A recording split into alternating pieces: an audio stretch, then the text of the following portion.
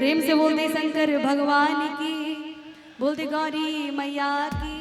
तो बड़े ही प्यार से देवर जी कहता है भाभी से क्या,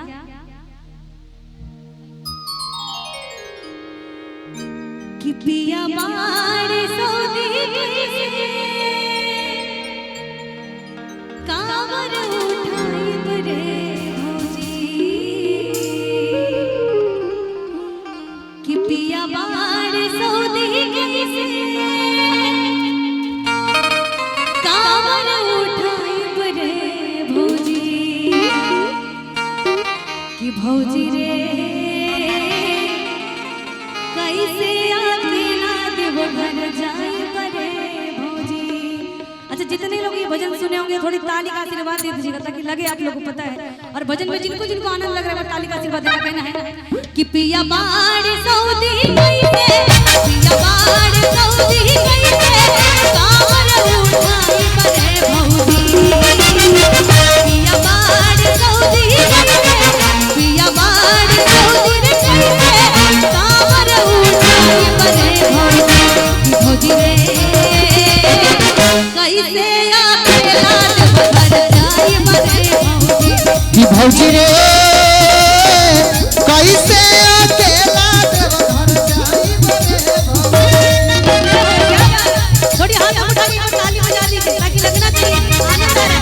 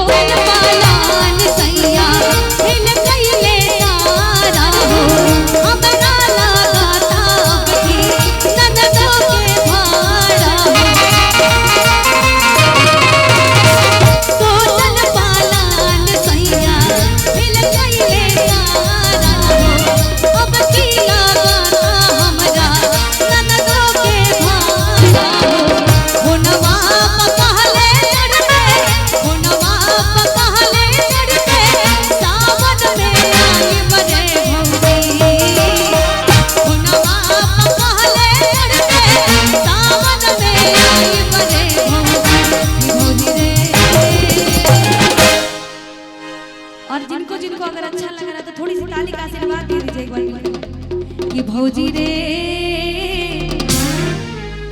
ताली बजाने नहीं आता आप लोग को। जिनके जिनके बाजू में दम एक बार ताली बजा के दिखा दीजिए, मेरे लिए नहीं शंकर भगवान के लिए बजाना है। कि भौजी रे कैसे अकेला घर जाई